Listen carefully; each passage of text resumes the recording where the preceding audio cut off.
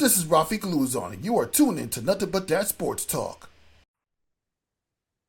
Yeah, we're going to continue the conversation. We're not done yet because we got Geoff Magliocchetti for Ball is Life, and he goes heavy covering the WNBA and NBA as always. Welcome back to the show. Rafik, great to be here. You do a great job. How you doing today? Yeah, I did it. I appreciate the compliment. I mean, obviously, you see what I've been doing, and obviously, yeah, I've been doing everything. No, I'm loving it. I really appreciate what you've done. You've done a great job over at St. John's. As a Villanova fan, I can't say I'm none too pleased about what you guys did the other night. I'm just bracing for the impact of Saturday. That's not going to be pretty. So listen, you got three national champions. You see three. You got two national championships. Just don't do that to yourself. Did you say three national championships? How old do you think I am? What do you? 85, 2016, 2018. Yeah, I saw two of them. How old do you think I am here?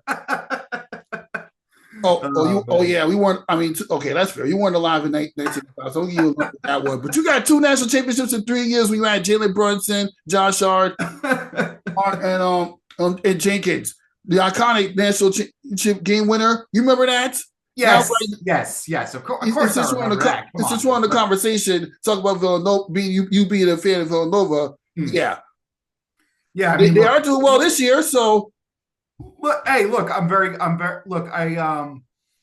vis-a-vis Nova. Vis-a-vis. I am pleased with the direction that Kevin Willard has the program in. I think even though they had that no-show against UConn last weekend, what we saw out at Wells Fargo, I guess it's Xfinity Mobile Arena now.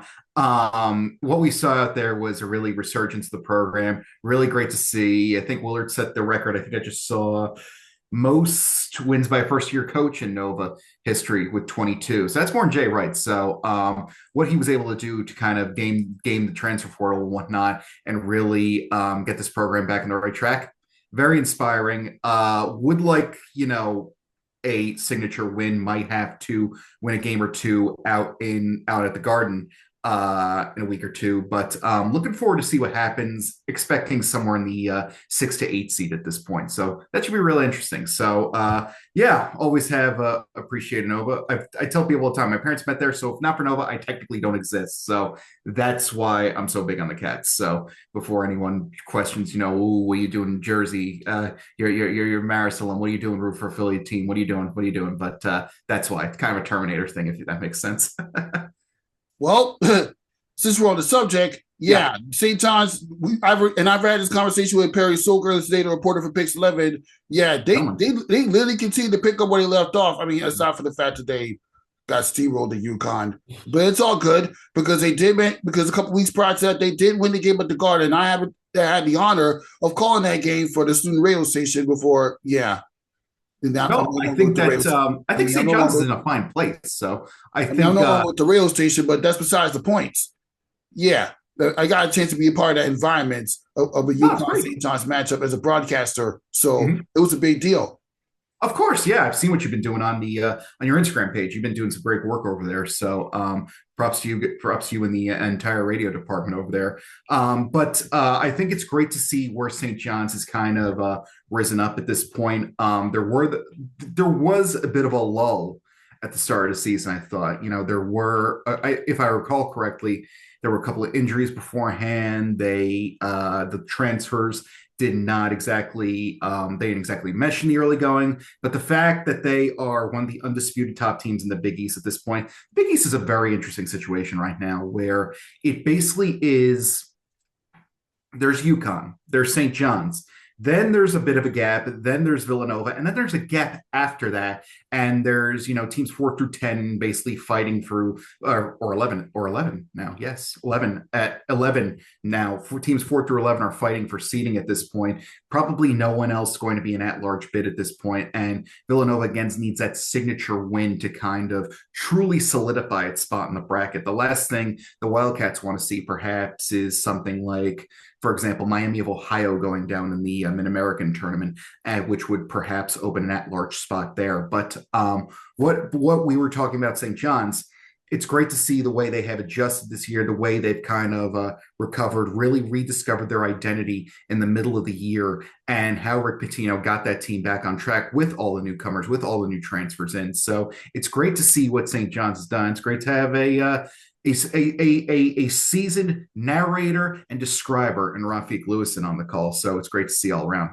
Mm-hmm. Yeah, it's great to see you all around. I appreciate the comments once again. Oh yeah, and like we said, seeing this matchup with obviously room for Villanova. How high your confidence that you're going to get a win to guard against St. John's? Well, like I said, I was none too pleased that St. John's had to turn in a game like that, because it was the same situation last week. UConn, of course, has that no-show against Creighton. They come into Philadelphia and they look like world beaters.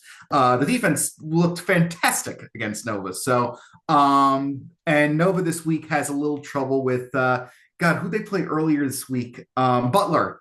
They had a 16-point lead at halftime, went down to one possession, I think, at certain points. Might have even been tied earlier this week. So, and St. John's did reasonably well over at the Finn the last time around. So, confidence, I think again, Nova needs this game more. So I am a little bit more confident in their big game ability. It's really going to be a nice little test for them, because I don't think they can move up in the seeding. This game is, you don't want to say anything is purely for the vibes anymore. That sounds so cliched. It sounds so uncaring in a sense. But I think if Nova could get this on the right track and truly solidify their tournament case, that'd be a huge step in the right direction for this program. So I think there's a solid chance that there's a solid chance that all the trials and tribulations of the seasons have kind of led to this, and really gives them a chance to kind of shine on a primetime stage. It's going to be on Fox, Primetime Hoops, Channel 5, the whole thing. It's going to be great.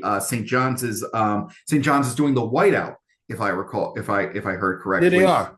Yes, they are doing that. Oh, but that's going to be great. So I think that this is a prime opportunity for Villanova, and the entire season has led to this.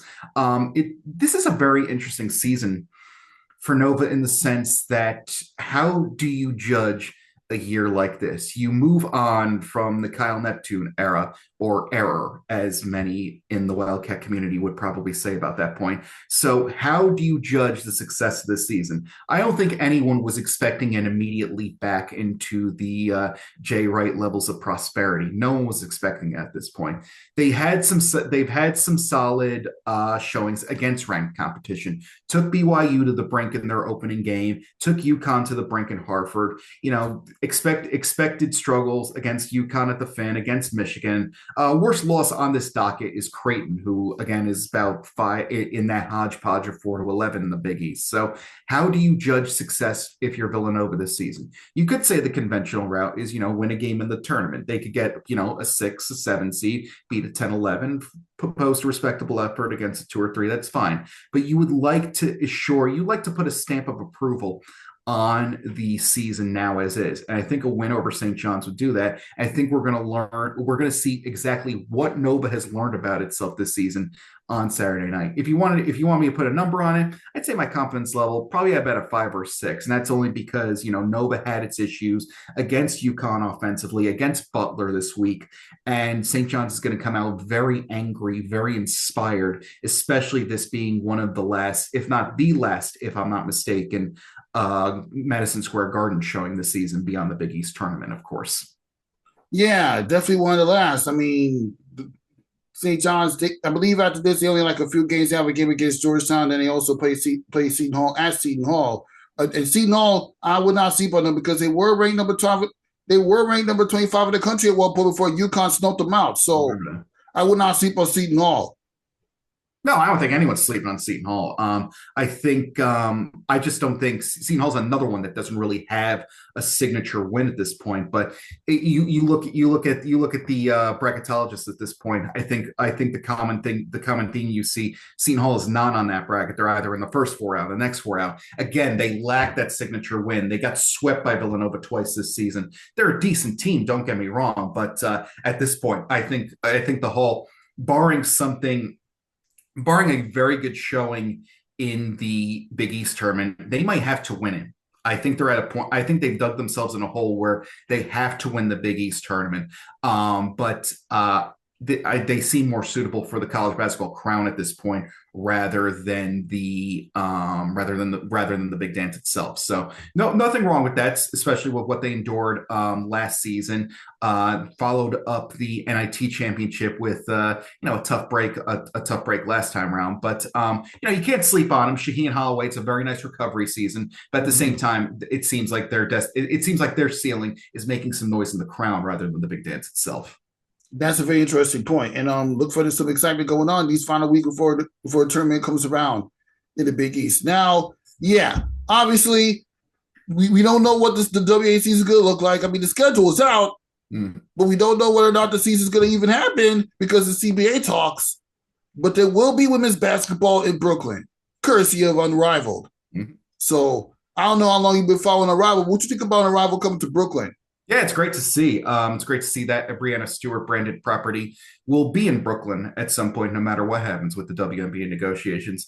I had the privilege of covering the Unrivaled events in Philadelphia. I've kept a few tabs on this season. And what stands out to me about Unrivaled is that the players seem to agree that this is a player focused league. It's a league that really dove into the player mindset at this point, and that seems to be the buzzword in modern sports these days. Are you player focused? Are you developmental focused? But Unrivaled seems to be really leaning into the players' concerns at this point, and it really comes at a crucial time on the women's basketball timeline. I think both sides of the WNBA and WNBA-PA labor negotiations, I think they realize what sort of time this is for both of them, and each is looking to get their rightful gets what's theirs, pretty much gets what's been a long time coming to them. And I think it's great to see that what Unrivaled has done, like they really had players involved from the get-go. Their leadership is players in Breanna and Nafisa Collier. Their investors are players. We've seen, so many major high-profile athletes kind of invest in this league and put into everything. So they know the grind. They know what they're dealing with. And I think that really puts Unrivaled on a good foot forward. I have to take a look at the I would like to see more of the. I would like to see more of the business. I would like to see more of the television ratings before I truly comment on what's ahead for their future. But if we go by player reaction and what the players have said about this league, I think it's in a very good spot to succeed for a while. It presents itself as a very strong off-season alternative, and I think that was the goal that Nafisa and Breanna had at the start. So it's great to see them fulfilling that goal. Again, I would like to see more of the numbers. I would like to see more data pressing forward. But in terms of on-court product, in terms of excitement, in terms of catering to who's actually on the floor, I think Unrivaled has made leaps and bounds in that regard. And it's given opportunities for women's players to actually have somewhere to play in America, where along with Athletes Unlimited, giving WNBA players somewhere to play to showcase their game when they're not being benched, of course. Especially since you got players that are literally playing overseas during the WNBA off season, and if there's not a WNBA season, what they're going to come back to if the CBA doesn't get straightened out by May the 10th. Yeah, I think both sides are starting to realize the desperation of the situation. We're starting to see more in-person meetings and whatnot. We're starting to see more concrete proposals emerge. And this is such an interesting time for women's basketball. I forget who said it, but they said it was one prominent analyst. I forget who it was. They said it would be the biggest self-own in perhaps the history of professional sports if there was any type of work stoppage. And I think both sides are starting to realize that. I think both sides, again, they are looking to, really get what's coming to them. They have done the work at this point. I think both sides have done the work. I know it's kind of cool to kind of be partisan in these negotiations. But at the same time, I think both sides have really pressed the issue forward. The players, that's self-explanatory. Yes, they deserve to be paid. They deserve something higher at this point. I think management has done a solid job too. What they've done in this decade has, not been, for the faint of heart. This is a solid job by both sides moving forward, and they both want what's coming to them. It's a shame to see that, there's been some bad blood at the start of this and whatnot, but I think that both sides are really starting to, come to realize that this is getting to be a desperate hour. We are getting to that 11th hour, as Adam Silver mentioned in his NBA commissioner Adam Silver mentioned in his All-Star game declaration. So it's tough to truly say what's going to go down. I'm not sure what's going. I'm not sure what we're going to see. My prediction personally is that I think cooler heads will prevail at a point. We will get to a point where both sides will go, okay, we've lost a little bit, so we need to get some sort of compromise moving forward. Perhaps we get a short-term deal on the road ahead. Personally, I think what would be fun is if we were able to have perhaps an opening weekend on, say, Memorial Day, or worst case scenario 4th of July weekend. Be a nice little landmark. I know we don't want to lose that much of the schedule, but at the same time, what are we going to do at this point? Because we're getting to a point where things are going to get a little bit messy. Are we really going to cram draft preparations? We're going to not just the rookie draft, but we're going to cram expansion draft things into expansion draft activities into 2 weeks before we start tipping off, before we get to training camps. There needs to be some sort of space. There needs to be some sort of momentum. So it's good to see that both sides are starting to realize that as they pursue their mutual goals. Let's hope those goals, however, are not mutually assured destruction. Yeah, it's kind of mixed articles about it. I've heard so much stories about how the WNBA say they made enough money for the revenue sharing, but at the same time, they're trying to make sure they get the proper local housing for the players to stay at during the season in 2026. So that's something they need to iron out. And then not to mention the fact that you got the players actually fighting for more pay than they're worth. Yeah, I think that I think both sides, are inching towards some sort of compromise. It's great to see. But again, they need to get something done fairly soon because I think both sides are in an area where they almost kind of bit off more than they can chew in a way. So eager to see what happens, but it's good to see that at least in some cases, cooler heads are prevailing, all while pressure is being applied in a reasonable way, i.e. perhaps, some players signing international contracts. We just saw Breanna Stewart sign with her Turkish club, I believe it was. So I think we're seeing pressure starting to rise, albeit in more conventional forms and in more negotiable forms moving forward. So I think there are small steps in the right direction, and I'm eager to see where the final compromises are made. Looking forward to see where that ends up. Yep, I'm looking forward to seeing it. And assuming there is a WNBA season, well, obviously you're going to have two more WNBA expansion teams. You got the return of Portland Fire and the Toronto Temple. And I know we don't really have a roster, but this is the question when they ask pre-roster for the two new expansion teams. Which city are you more excited to see a WNBA game being played at as a fan and a journalist, Toronto or Portland? I can't say either way. Both Portland and Toronto have their advantages, of course. I've heard good things about both. I will say I will be a little biased then. I will say I'm eager to see what Toronto is able to do under Sandy Brondello, because we've had the pleasure of working with Coach Brondello for the past 4 or 5 years in New York, and she conducted 3 years actually, because she came in 2022 as a coach. Yes, that's right. Okay, so it's 4 years. So 4 years. Yeah, wow, I'm old. But 4 years. Had the pleasure of collaborating with Coach Grondello for the past 4 years, and this was a tough spot for her to be in the sense that from the get-go, New York had expectations. This was not a wait and see type of deal. She was brought in as a championship winner, as an established name, as an established on-floor name to contribute immediately. And, in a worse situation, I've always compared it to being a Star Wars fan. This was like given an Ewok the keys to it could have been like giving Ewok the keys to a Millennium Falcon if you hired the wrong coach. Giving it to someone unexperienced, someone who did not know the championship grind would not be the right fit. This was, hiring, a Jedi Knight of sorts, a Jedi Master of sorts in Sandy Brondell. And for all intents and purposes, she fulfilled her purpose here by bringing that championship to New York. And I think New York wanted to go in a different direction, in the sense of, adapting to the game and kind of finding a more modern name, someone more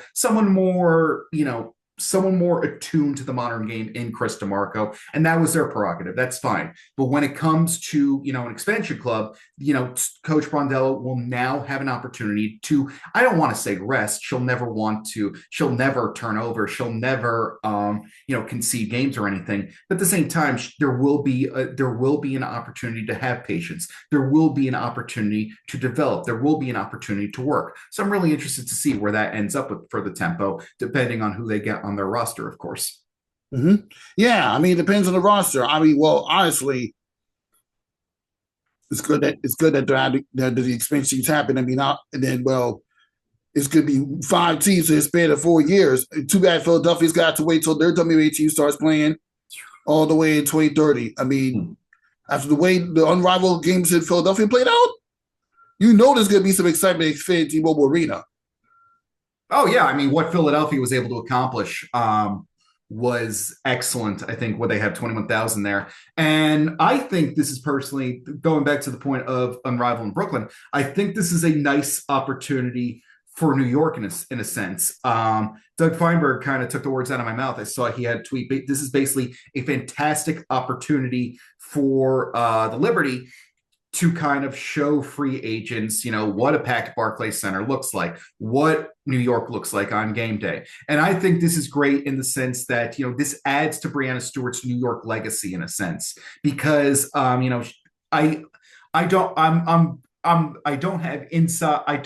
I was not in the meetings, obviously, but at the same time, I find it hard to believe that Breanna Stewart would not have a hand in bringing her league to her state. So I think that this adds to her legacy as a trailblazer, both on and off the floor. So the way Breanna Stewart has been able to, almost kind of make a recruitment video for free agents if and when the free agency frenzy kick tips off, I think this is great for her legacy and really adds to the type of trailblazing look, the trailblazing identity that she has established in Brooklyn.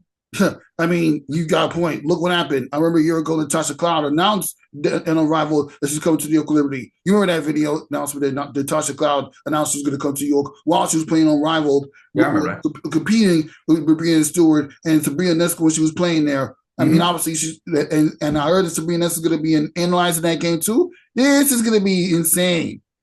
Yeah, it should be fun. Semifinal round. And I'm eager to see what Unrivaled can do in another locale. I think that they were wise to go to cities that were kind of yearning is not the right word, because Philadelphia probably was yearning for a women's basketball fix. I think that was the first brand of major professional women's basketball in over 30 years. 88. 88 at the time, but I think Dawn Staley took the floor for them. I could be wrong though, but I think these are two cities that were well adapted, that are aware, they are educated in their women's basketball knowledge. So I think it's great that Unrivaled kind of started here, and I'm eager to see where they will press the issue on the road ahead. Basketball is looking bright. That's all I gotta say. And yeah, this will conclude this episode of Nothing But That Sports Talk. Thank you for stopping by, Geoff Magliocchetti. I appreciate the work you do, and I look forward to see you get more content of basketball going forward. Rafiq, appreciate your time and insight. You keep up the good work. Have a great call on Saturday. Yeah. Well, I'm not going to be there Saturday, but yeah. Okay. Well, enjoy it anyway. Yeah. See you around. Have a good one.